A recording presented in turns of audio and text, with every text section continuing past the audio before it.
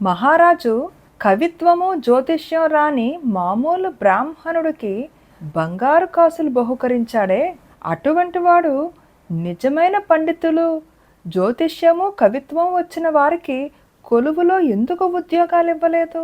కారణం ఏమై ఉంటుంది? హలో ఫ్రెండ్స్, భారతి చెప్పే కథలకు స్వాగతం అండి. ఈ కథ పేరు కాలక్షేపం విద్యలు. గిరికూట రాజ్యాన్ని పాలించే చతురసేన మహారాజు మంత్రులలో లోకనాథుడు ఒకడు. అతడి భార్య వైపు బంధువులలో ఇద్దరు రాజుగారి కొలువులో ఉద్యోగం కోసం ప్రయత్నిస్తున్నారు. రాజుకు వారిని గురించి చెప్పమని లోకనాథుడి భార్య భర్తను వేధించసాగింది. అయితే లోపనాథుడు ప్రయత్నలోపం మాత్రం చెయ్యలేదు. భార్య బంధువుల్లో ఒకడు మంచి కవి, రెండవ వాడు సమర్థుడైన జ్యోతిష్కుడు. ఈ ఇద్దరిని దృష్టిలో ఉంచుకొని లోకనాథుడు రాజుకు సూచన ప్రాయంగా, ప్రభు, మన కొలువులో ప్రతిభావంతులైన కవులు, జ్యోతిష్కులు ఉండడం బావుంటుంది అని 1-2 సార్లు చెప్పి చూశాడు. కానీ రాజు చతురసేనుడు, ప్రస్తుతం మనది చాలా బీద దేశం, దేశంలో ప్రజలందరూ సుఖంగా ఉండే వరకు కళాపోషణ గురించి ఆలోచించదలచలేదు అనేశాడు.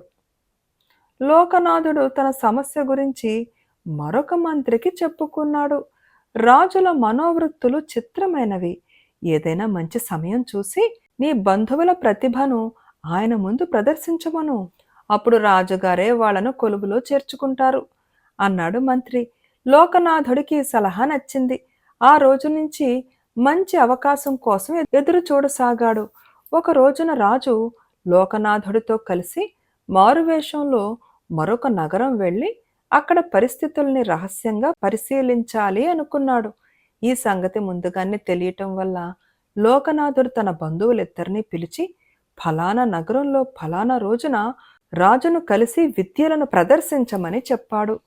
తీరా ప్రయాణం రోజున రాజు ముందు అనుకున్న నగరానికి కాక మరొక నగరానికి బయలుదేరాడు.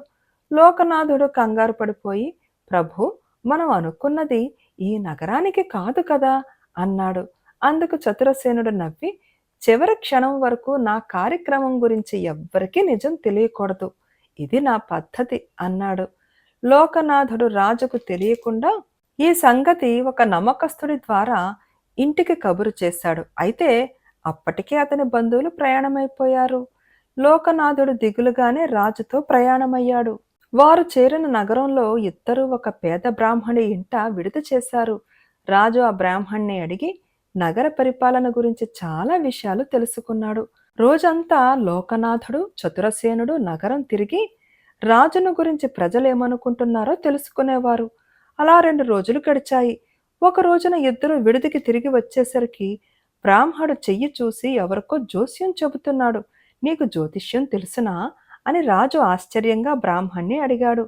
చెయ్యి చూసి ఎవరికైనా భూత భవిష్యత్ వర్తమానాలు చెప్పగలను అన్నాడు బ్రాహ్మడు. అయితే నాకు చెబుతావా అంటూ రాజు చెయ్యి చాచాడు. బ్రాహ్మడు రాజు చెయ్యి పరీక్షించి చూసి, నువ్వు భాగ్యవంతుడివి, అయితే నీకు శక్తికి మించిన ఆశలున్నాయి. ఎప్పటికైనా రాజువు కావాలని నీ ఆశ, కానీ ఎప్పటికీ నువ్వు రాజువు కాలేవు. ఉన్న దానితో తృప్తి పడితే నీ అంత అదృష్టవంతుడు మరొకడుండడు అన్నాడు. రాజు బ్రాహ్మణ్ణి మెచ్చుకుని, ఇంకా ఏమైనా విశేషాలు చెప్పు అన్నాడు. జ్యోతిష బ్రాహ్మడు చాలా వరకు తప్పులే చెప్పాడు. అయితే రాజు అతన్ని వదలక ఎన్నో ప్రశ్నలు వేసి చాలాసేపు జోస్యం చెప్పించుకున్నాడు. తరువాత రాజు అతన్ని, నీకు ఈ విద్య ఎలా వచ్చింది అని అడిగాడు.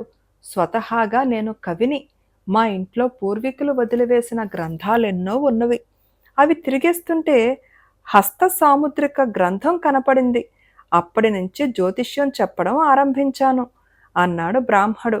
నువ్వు కవివి కూడానా? అయితే ఏదైనా కవిత్వం చెప్పు, వింటాను అన్నాడు రాజు. బ్రాహ్మడు తాను రాసిన పద్యాలు చదివి వినిపించాడు.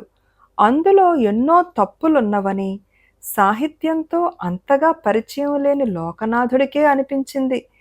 అయితే రాజు మాత్రం ఆ కవిత్వాన్ని ఎంతగానో మెచ్చుకున్నాడు. వాళ్ళు నగరంలో మరి 2 రోజులున్నారు. ఆ 2 రోజులు కూడా చతురసేనుడు తీరిక దొరికినప్పుడల్లా బ్రాహ్మడి కవిత్వం వింటూ కాలం గడిపాడు. తిరుగు ప్రయాణమై వెళ్ళేటప్పుడు ఆయన బ్రాహ్మడికి 100 బంగారు కాసులు బహుమానంగా ఇచ్చి, నీ విద్యలో మరింతగా కృషి చేశావంటే ఇంకా గొప్ప కవివి, జ్యోతిష్కుడివి అవుతావు అన్నాడు.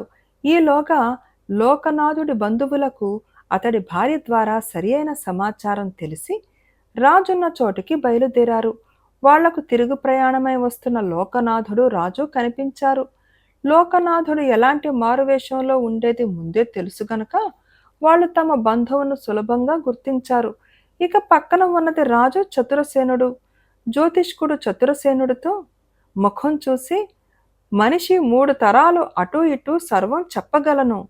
ఈ మహామనిషి మారు వేషంలో ఉన్న ఏ మహారాజో అయి ఉండాలి అన్నాడు. వెంటనే కవి, అలా అయితే ఆ మహారాజును కీర్తిస్తూ నేనొక పద్యం చదవక తప్పదు అంటూ ఒక పద్యం చదివాడు. లోకనాథుడు రాజుతో, వీళ్ళు అసాధారణమైన పండితుల్లా ఉన్నారు ప్రభు, తమ కొలువుకు రప్పించుకుంటే బావుంటుంది కదా అన్నాడు.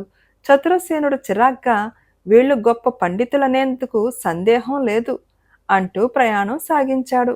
బేతాళుడు ఈ కథ చెప్పి, రాజా, చతురసేనుడి ప్రవర్తన అసందర్భంగా కనిపించటం లేదా? నగరంలో అపండితుడైన బ్రాహ్మణుడి కవిత్వం, జ్యోతిష్యం విని అతడికి బంగారు కాసులు బహూకరించాడు. అలాంటివాడు నిజమైన పండితుల్లాగా జ్యోతిష్యము కవిత్వము చెప్పిన వారికి కొలువులో ఎందుకు ఉద్యోగాలు ఇవ్వలేదు? వాళ్ళు తన మంత్రి బంధువులని, తనను గురించి సర్వం ముందే తెలుసుకుని వచ్చిన వాళ్ళని గ్రహించాడా? ఈ సందేహానికి సమాధానం తెలిసి కూడా చెప్పకపోయావో నీ తల పగిలిపోతుందని అన్నాడు. దానికి విక్రమార్కుడు, రాజుకు ఆ వచ్చిన వాళ్ళు మంత్రి బంధువులని తెలిసే అవకాశం ఏమాత్రం లేదు. మంత్రితో అన్న మాటను బట్టి వాళ్ళు నిజమైన పండితులు అన్న భావం కూడా ఆయనకు కలిగింది. అయితే కళాపోషణను గురించి తనకున్న అభిప్రాయం లోగడే ఒకసారి మంత్రికి చెప్పాడు. తమది బీద దేశం, ముందు ప్రజల సుఖం చూసాకే కళాపోషణ విషయం ఆలోచించాలని. ఇక రాజు విడిది చేసిన ఇంటి బ్రాహ్మణుడి కవిత్వం, జ్యోతిష్యం గురించి. బ్రాహ్మణుడికి ఆ రెండింటిలో ఏ ఒక్కదానిలోనూ పాండిత్యం లేదు. అయితే రాజు అతన్ని మెచ్చుకోవడానికి కారణం ఏమంటే, నగరంలో ఆయనకు అంతకన్నా వినోద కాలక్షేపానికి మరెక్కడా అవకాశం లేకుండా పోవటం అని అన్నాడు. రాజుకు ఈ విధంగా మౌనభంగం కలగగానే బేతాళుడు శవంతో సహా మాయమై తిరిగి చెట్టెక్కాడు. ఫ్రెండ్స్, ఈ కథ నచ్చితే తప్పకుండా లైక్ చేయండి, షేర్ చేయండి అండ్ ప్లీజ్ కామెంట్ కూడా పెట్టండి అండ్ సబ్స్క్రైబ్ చేసుకోవడం మర్చిపోకండి. Thank you.